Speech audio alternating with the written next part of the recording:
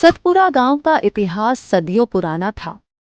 ये गांव पहाड़ियों के बीच बसा हुआ था और इसके चारों तरफ एक घना जंगल फैला था। गांव के लोग सरल और सीधे थे, लेकिन उनके दिलों में एक गहरी आशंका थी। ये डर रहस्यमयी तालाब के कारण था। तालाब गांव के पश्चिम में था और इसके चारों ओर घने पेड़ थे।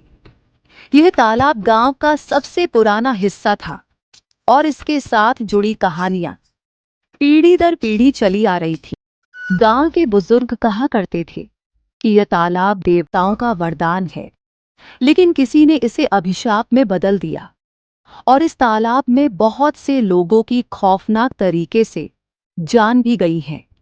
वे कहते थे, ये तालाब केवल उन लोगों को स्वीकार करता है जो अपने मन की सच्चाई का सामना करने की हिम्मत रखते हैं। इन कहानियों ने गांव वालों के मन में गहरा डर पैदा कर दिया था। कोई भी तालाब के पास जाने की हिम्मत नहीं करता था। बच्चे भी तालाब के नाम से डर जाते थे। लेकिन गांव के कुछ युवक और युवतियां, विशेषकर रमेश और लीला, इन कहानियों को केवल अंधविश्वास मानते थे। रमेश गांव का सबसे साहसी और जिज्ञासु युवक था। उसने शहर में पढ़ाई की थी और वैज्ञानिक दृष्टिकोण से सोचता था। वह इन कहानियों को केवल घड़ी गई बातें मानता था। एक दिन रमेश ने अपने दोस्तों से कहा, ये कहानियाँ केवल डराने के लिए हैं। असल में कोई जादू टोना नहीं है। हमें सच जानने के लिए तालाब के पास जाना चाहिए। मोहन, सुरेश और लीला रमेश के सबसे अच्छे दोस्त थे। मोहन ने तुरंत कहा, मुझे इससे कोई लेना देना नहीं है। अरे भाई, मैंने तो सुना है कि वहाँ भूत हैं। मुझे नहीं जाना वहाँ। जाओ जाओ, तुम लोग ही जाओ वहाँ। तभी सुरेश ने भी मोहन के बात पे हामी भरी और कहा, हाँ भाई, मुझे भी नहीं जाना वहाँ, तुम लोग ही जाओ।